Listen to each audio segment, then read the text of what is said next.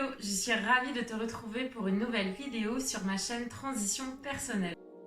Transition personnelle, minimalisme, déconstruction et bonheur simple.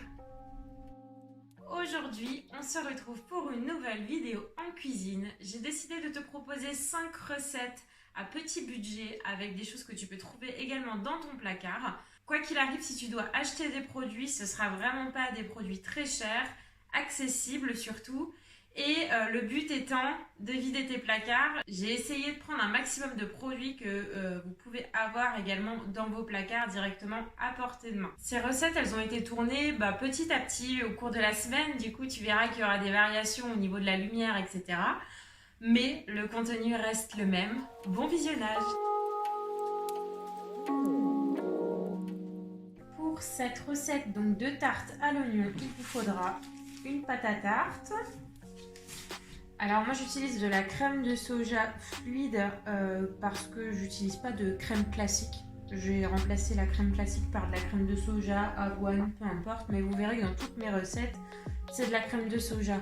Après, si vous avez de la crème classique à la maison, ça fait aussi l'affaire. C'est juste que je préfère consommer de la crème végétale. 5 oignons, 2 œufs, du sel, pour moi c'est du sel rose, du poivre. Et il vous faut donc un plat à tarte et un petit bol pour faire votre migaine.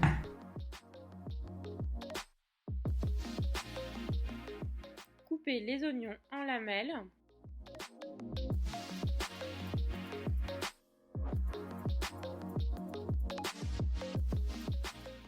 Mettre le fond de tarte dans le moule. Le piquer. Disposez vos oignons. Dans la vidéo, je reprends parce que je n'avais plus de place sur ma planche.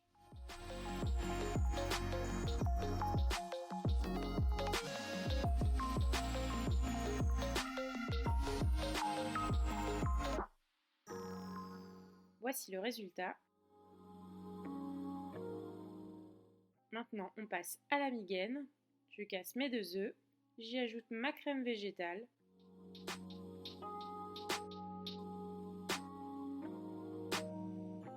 Sel, poivre,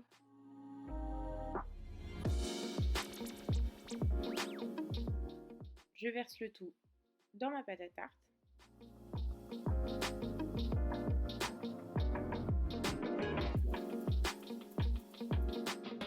J'enfourne le tout pour 30 minutes à 200 degrés. Et voici le résultat, plus qu'à déguster.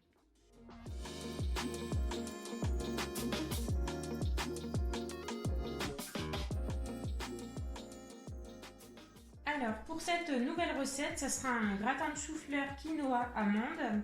Donc il vous faudra un chou-fleur, alors le mien il est surgelé mais parce qu'il me restait ça. Il vous faudra environ 200 g de quinoa que pour ma part j'ai préalablement laissé tremper quelques heures. Tout simplement parce que toutes les légumineuses, céréales, etc. sont bien plus assimilables en étant trempées avant cuisson. Je vais évidemment le cuire juste après. De la poudre d'amande. Alors il vous en faudra 20 g environ, mélangés ensuite à la crème de soja. Vous pourrez également en remettre par-dessus, vous verrez, je vous expliquerai lors de la recette. Du sel, de l'ail et également du poivre. On passe donc maintenant à la recette. Je fais donc cuire mon chou-fleur. Je fais cuire mon quinoa. Je mélange les deux dans un plat à gratin. Je ne vous ai pas précisé la cuisson, mais laissez cuire le temps qu'il faut en fait selon ce qui est indiqué sur vos paquets et selon la cuisson du chou-fleur. Je prépare mon mélange donc avec la crème végétale et la poudre d'amande. La poudre d'amande, je l'incorpore petit à petit, histoire que ça ne fasse pas quelque chose de trop épais.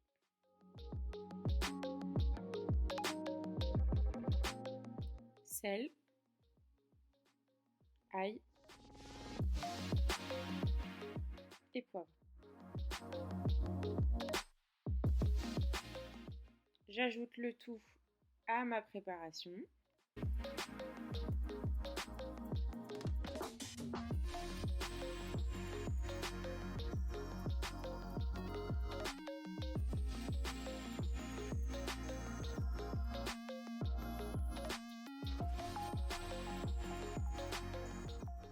J'y ajoute maintenant le reste de ma poudre d'amande sur le dessus, histoire de faire gratiner.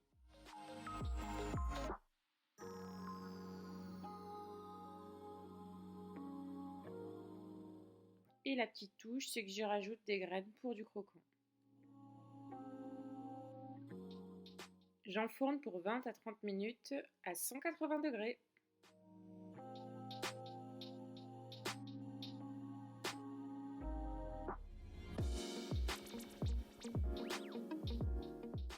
Et voilà le résultat.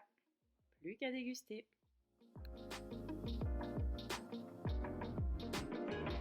Autre recette, pareil, assez complète, petit budget, ma recette de pancake à l'avoine. Pour cela, il te faudra 120 g de farine, 150 g de flocons d'avoine que tu auras préalablement, pareil, réhydraté. Tu auras besoin de 2 œufs, de sucre vanillé, de levure chimique et de 300 ml de lait. Pour moi, c'est du lait de riz, mais tu peux prendre n'importe quel lait, enfin, ça n'a pas réellement d'importance.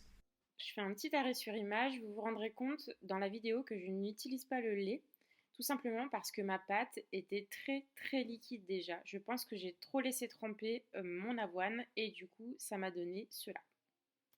Vous avez donc une recette avec lait et sans lait. Je n'ai simplement pas recommencé la recette avec le lait. Je déteste le gaspillage, j'ai donc fait sans, mais les deux fonctionnent. Pour la recette, c'est donc très simple. Vous prenez la farine, les flocons d'avoine, vous mélangez le tout. Vous voyez, il restait même encore un peu d'eau. Vous mettez vos 2 œufs. Vous mélangez le tout. Vous obtenez donc une pâte assez homogène, pas trop liquide.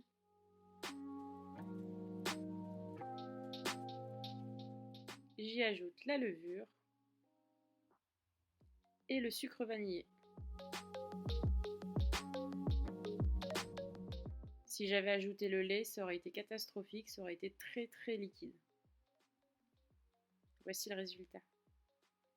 Dans une poêle, je mets un peu d'huile et je laisse cuire jusqu'à obtenir ceci.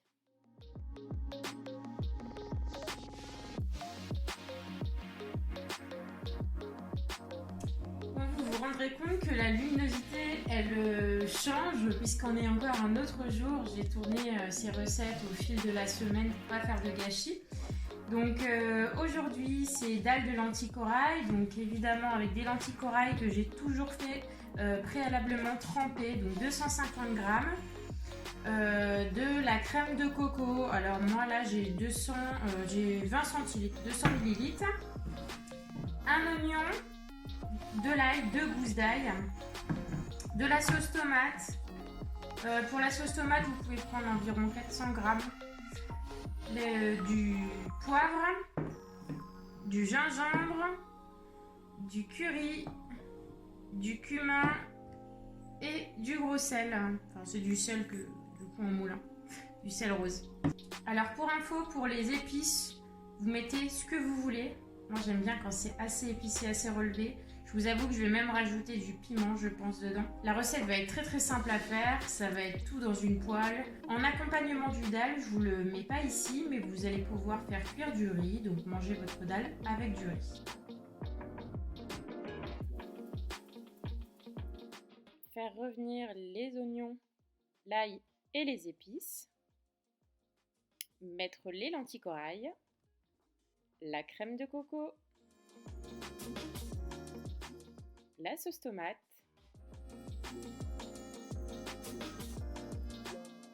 ajouter un peu d'eau et laisser mijoter environ 20 minutes.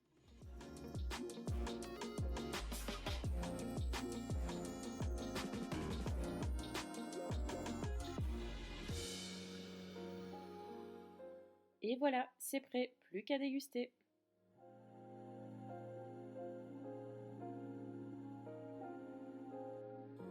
Nouvelle dernière recette, on est donc sur un parmentier de potimarron végé. On a donc du potimarron que j'ai déjà coupé. J'ai gardé les graines. Pour le potimarron, ne jetez pas les graines, n'hésitez pas à les passer un petit coup au four avec de l'huile et du sel. Il vous faudra des protéines de soja. Il est préférable de les réhydrater à chaque fois pour qu'elles retrouvent leur gonflant et puis qu'elles soient déjà entre guillemets pré-imbibées. Des carottes, alors moi elles sont surgelées parce que c'est des carottes que j'avais de base et que j'ai surgelées pour pas qu'elles s'abîment et que je les jette. Mais vous pouvez utiliser 2 carottes, ça sera très bien.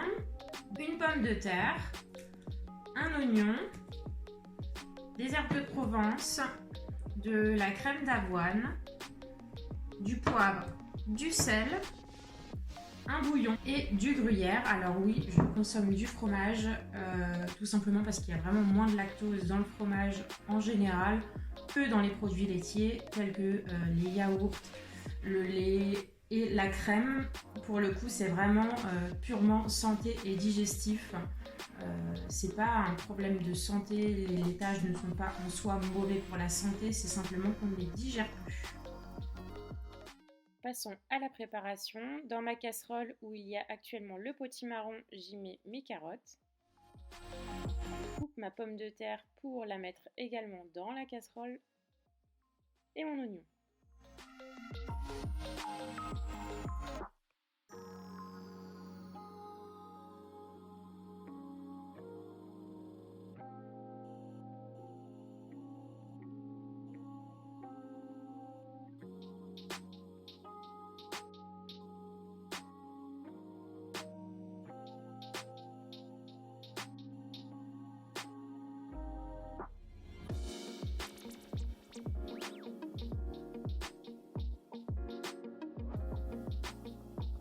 Je vais faire donc cuire tous mes légumes, j'y ajoute mon bouillon. Je voulais simplement préciser pour le bouillon, il est préférable de prendre un bouillon bio qui contient nettement moins d'additifs. Voilà.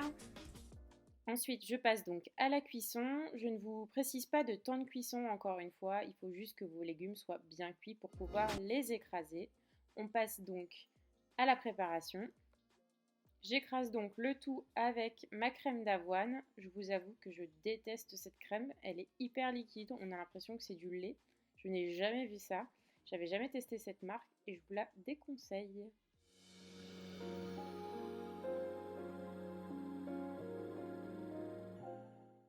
Ensuite, je mets mes protéines de soja dans le fond d'un plat.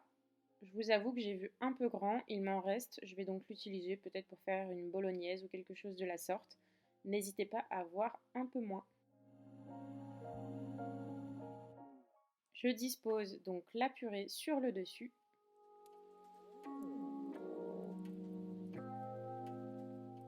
J'ai complètement oublié de vous préciser que j'ai bien mis le sel et le poivre dedans également et les herbes de Provence pour rajouter du goût. Une petite touche de crème super liquide, voire de lait.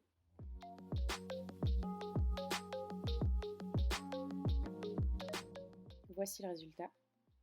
Et j'y mets donc mon gruyère.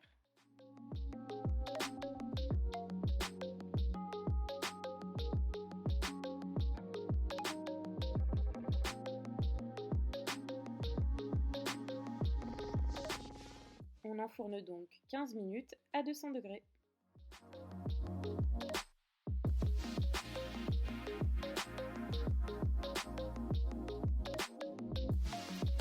Voilà, j'espère que cette vidéo t'aura plu. Moi, ça m'a fait plaisir de partager avec toi ces recettes simples, accessibles. J'aime pas me prendre la tête, j'aime pas mettre 1000 ans à cuisiner. Et c'est vrai que du coup, pour moi, ça c'est des recettes incontournables. C'est des choses que je fais régulièrement. N'hésite pas à me dire en commentaire si ce genre de vidéo t'a plu, si tu as fait des recettes, à me partager quelles recettes tu as fait, ce que tu en as pensé.